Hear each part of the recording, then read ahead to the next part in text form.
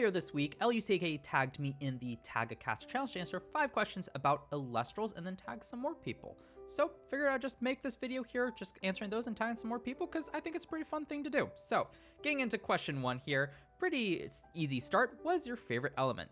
And that's an easy one for me, as I'm feeling redundant right now, as I alluded to, and that's just water.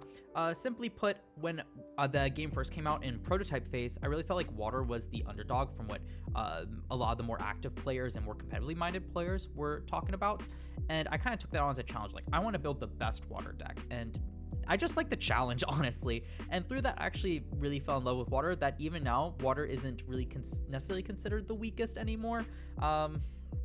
Or really as weak as it was during the prototype phase.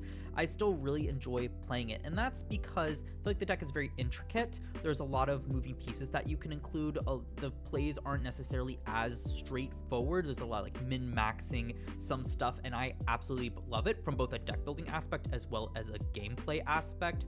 Just being able to have my plays really dictate the value I can get out of my deck feels very, very rewarding. And then if I misplay and don't get as much value, well, I can learn from that and just become better and better. I really like that skill check there, and just how piloting those decks and building those decks makes me feel. And I think water kind of allows me to get those like positive feels and whatnot, the best out of any element that I have played so far. Question 2, appropriately after question 1, is what is my favorite Elestral? And I'm going to cheat here a bit because it's really 2. It's Foamy and Capricorn, that Ascension line, because that was actually the first deck I built in Elestrals back during prototype phase. Granted, both those Elestrals were different at that time, but my love of them have still persisted even past that, so much so that when I got access to the mobile app, one of the first decks I built was actually that deck. And I really enjoyed just seeing it again. I feel like the changes to those cards just allow the deck to have a lot more longevity. Notably, Capricorn back during prototype phase only cast Foamy from the Underworld, but now it can cast any one spirit. Granted, it lost an attack stat, and that cast has to be in defense position, so you don't get like call something out and just poke for 1 anymore. But it still has a lot of great value that I've successfully used in a mid-range style deck, and what I think is the best version and most competitive version of Capricorn. Not saying that it is competitive, but it certainly is the most competitive version in my opinion. And I have a blast playing with it. I'll probably revisit it once I get the physical cards, make some videos about it once I can, both on the app and with the physical cards. And it just has had a huge impact. And Foamy is almost intrinsically linked, even though the 2 cards now aren't, because Capricorn can cast anything now. But Foamy is just such a huge card to find different water pieces from your deck, and also to make sure or help it be a bit easier to have an Elestral still on board to be able to ascend into that Capricorn. To me, Foamy is just such an integral part, at least in early set water, or set 1 water, that is, I just can't unlink the 2, frankly. They're too important.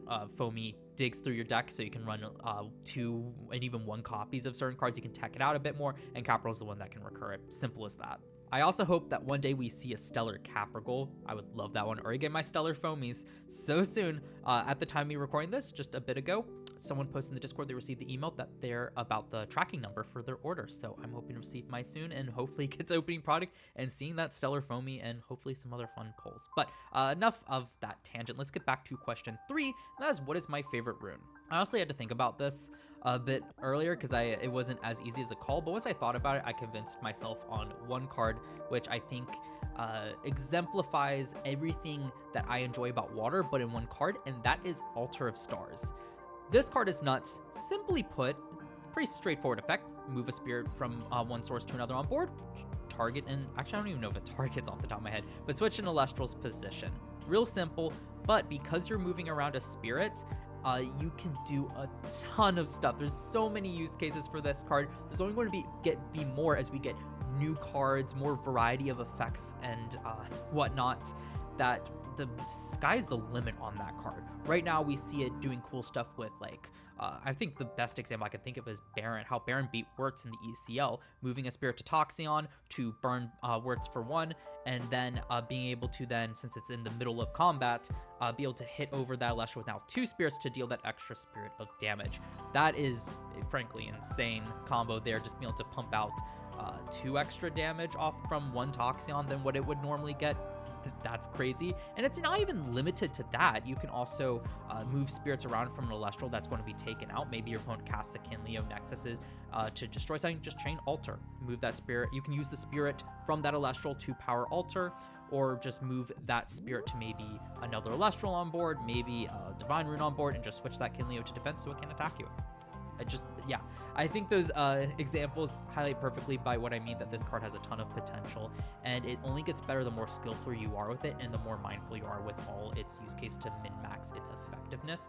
And I said that's the reason I love water, so it 100% applies to Altar of Stars as well, and it's going to be a lot of fun whenever I feel like I can run Altar in a deck and have it be a very effective and worthwhile card to run.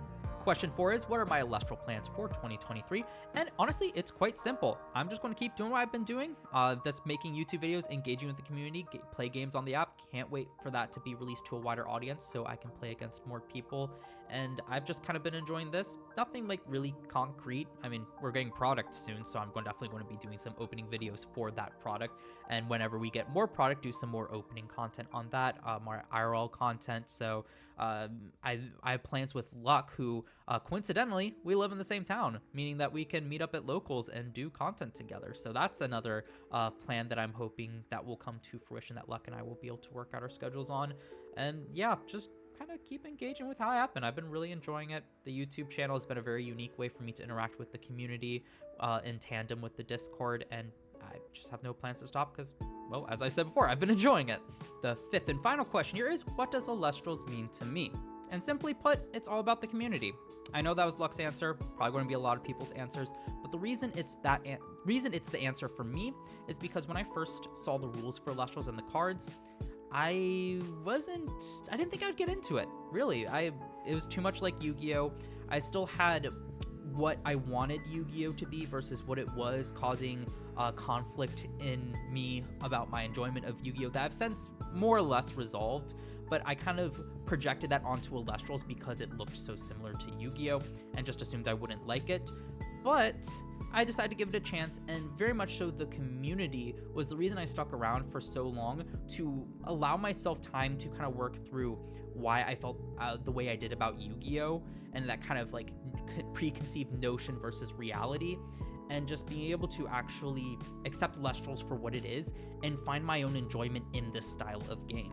So right now, no, I love Elestrals. I think it's a really fun game despite all those preconceived things, because I went here saying, this is how Elestrals is. How can I enjoy this game? And I found it. And the community helped me stick around so I could find that. And even to this day, the community is still awesome. I've met so many people, got to interact with so many new faces, people that I couldn't even begin to name all of them, frankly, that just have meant a lot to me, and it's really shaped this past almost year now of my life, which is a big change because I also graduated college about a year ago. So just being able to kind of make my life have some purpose, some meaning through this YouTube channel, playing Elestrals, interacting with these people, has been really awesome for this time in my life. So I'd say that's a good explanation of why the community means so much to me. So now it comes to tagging 2 more people for this challenge. And I want to follow Luck's example by tagging 2 people who have definitely had an impact on me in the community. First one's probably a bit of a cop-out, but that is the creator himself, Dan, aka A-Drive. Partially because, I mean, he created the game that has meant so much to me for this almost past year now, so that's obvious. But also, I think it's been really cool to be able to interact with him on various occasions throughout the main Elestrals Discord, as well as the app testing Discord, getting some games against him. Being able to also see him wanting feedback and being able to provide it, it's honestly been a really neat experience. So definitely means more than just him being the creator. And I also think he could bring an interesting angle to this challenge. I know he's probably answered these questions throughout different streams, videos, social media posts, but maybe just having them all in one place would be cool. And I'm kind of curious to see who he would end up tagging. The second person, though, is just not a YouTuber, not anyone like involved with Elestrals. It's just someone from the community that has had an impact on me, and that is Bry Okapai Gang Ranchero. I'm sorry if I mispronounced your screen name there, Bry, but the reason I wanted to tag them is because after I won the Elestrals Championship sorry, the prototype tournament back last November. Bri reached out to me and offered to do a pixel art of me with the Drataya that garnered such a huge moment in the stream and the game.